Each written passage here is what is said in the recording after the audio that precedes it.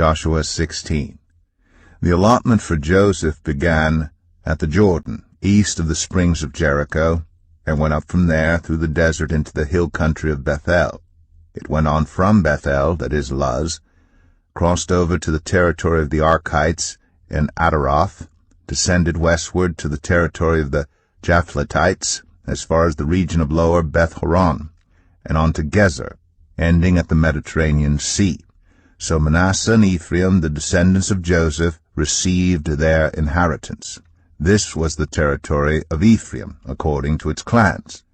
The boundary of their inheritance went from Ataroth-Adar, in the east of Upper Beth-horon, and continued to the Mediterranean Sea. From Michmethath, on the north, it curved eastward to Tanath-Shiloh, passing by it to Genoa on the east. Then it went down from Genoa to Ataroth, and Naarah touched Jericho and came out at the Jordan. From Tappuah, the border went west to the Canal ravine and ended at the Mediterranean Sea. This was the inheritance of the tribe of the Ephraimites according to its clans. It also included all the towns and their villages that were set aside for the Ephraimites within the inheritance of the Manassites. They did not dislodge the Canaanites living in Gezer. To this day the Canaanites live among the people of Ephraim, but are required to do forced labor. Joshua 17. This was the allotment for the tribe of Manasseh as Joseph's firstborn, that is, for Machir, Manasseh's firstborn. Machir was the ancestor of the Gileadites, who had received Gilead and Bashan because the Machirites were great soldiers. So this allotment was for the rest of the people of Manasseh. The clans of Abiezer, Helek, Azriel, Shechem, Hepher, and Shemida. These are the other male descendants of Manasseh, son of Joseph, by their clans. Now Zelophehad, son of Hepher, the son of Gilead, the son of Machir, the son of Manasseh, had no sons, but only daughters, whose names were Mahlah, Noah, Hoglah, Milcah, and Tirzah. They went to Eleazar the priest, Joshua son of Nun, and the leaders, and said, "The Lord commanded Moses to give us an inheritance among our relatives." So Joshua gave them an inheritance along with the brothers of their father, according to the Lord's command. Manasseh's share consisted of 10 tracts of land besides Gilead and Bashan east of the Jordan, because the daughters of the tribe of Manasseh received an inheritance among the sons. The land of Gilead belonged to the rest of the descendants of Manasseh. The territory of Manasseh extended from Asher to Michmethath, east of Shechem. The boundary ran southward from there to include the people living in En-Tappuah. Manasseh had the land of Tappuah, but Tappuah itself, on the boundary of Manasseh, belonged to the Ephraimites. Then the boundary continued south to the Canal ravine.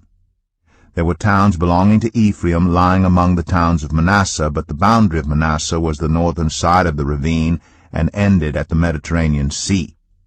On the south the land belonged to Ephraim, on the north to Manasseh.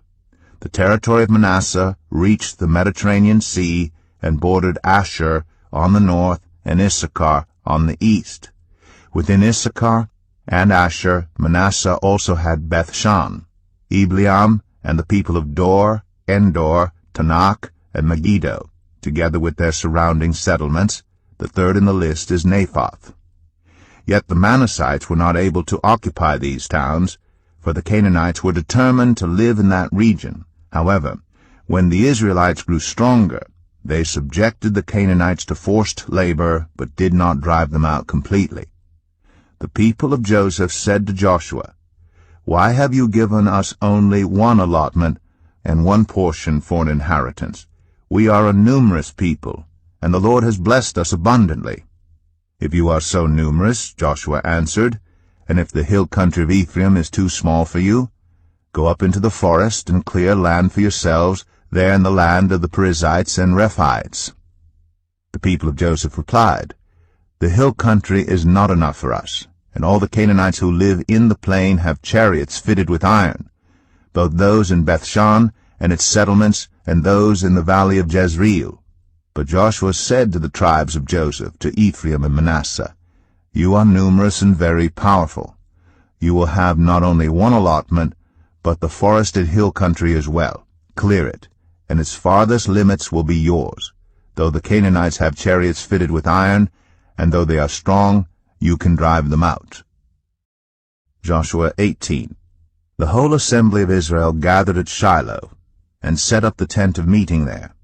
The country was brought under their control, but there were still 7 Israelite tribes who had not yet received their inheritance. So Joshua said to the Israelites, How long will you wait before you begin to take possession of the land that the Lord, the God of your ancestors, has given you? Appoint 3 men from each tribe. I will send them out to make a survey of the land, and to write a description of it, according to the inheritance of each. Then they will return to me.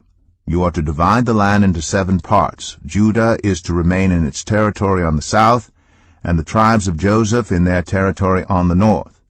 After you have written descriptions of the 7 parts of the land, bring them here to me, and I will cast lots for you in the presence of the Lord our God. The Levites, however, do not get a portion among you, because the priestly service of the Lord is their inheritance, and Gad, Reuben, and the half-tribe of Manasseh have already received their inheritance on the east side of the Jordan. Moses, the servant of the Lord, gave it to them. As the men started on their way to map out the land, Joshua instructed them, Go and make a survey of the land and write a description of it. Then return to me, and I will cast lots for you here at Shiloh in the presence of the Lord. So the men left and went through the land. They wrote its description on a scroll, town by town, in 7 parts, and returned to Joshua in the camp at Shiloh. Joshua then cast lots for them in Shiloh, in the presence of the Lord. And there he distributed the land to the Israelites according to their tribal divisions. The first lot came up for the tribe of Benjamin according to its clans. Their allotted territory lay between the tribes of Judah and Joseph. On the north side their boundary began at the Jordan, passed the northern slope of Jericho, and headed west into the hill country, coming out at the wilderness of Beth-aven. From there it crossed to the south slope of Luz, that is Bethel, and went down to Ataroth-Adar, on the hill south of Lower Beth-oron. From the hill facing Beth-oron, on the south, the boundary turned south along the western side and came out at Kiriath-Baal, that is Kiriath-Jearim, a town of the people of Judah. This was the western side.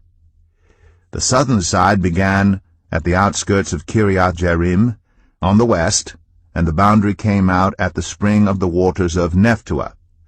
The boundary went down to the foot of the hill facing the valley of Beth Hinnom, north of the valley of Rephaim.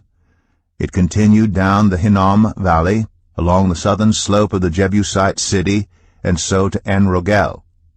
It then curved north, went to En-Shemesh, continued to Kaliloth, which faces the pass of Adumim, and ran down to the stone of Bohan, son of Reuben. It continued to the northern slope of Beth-Arabah, and on down into the Arabah.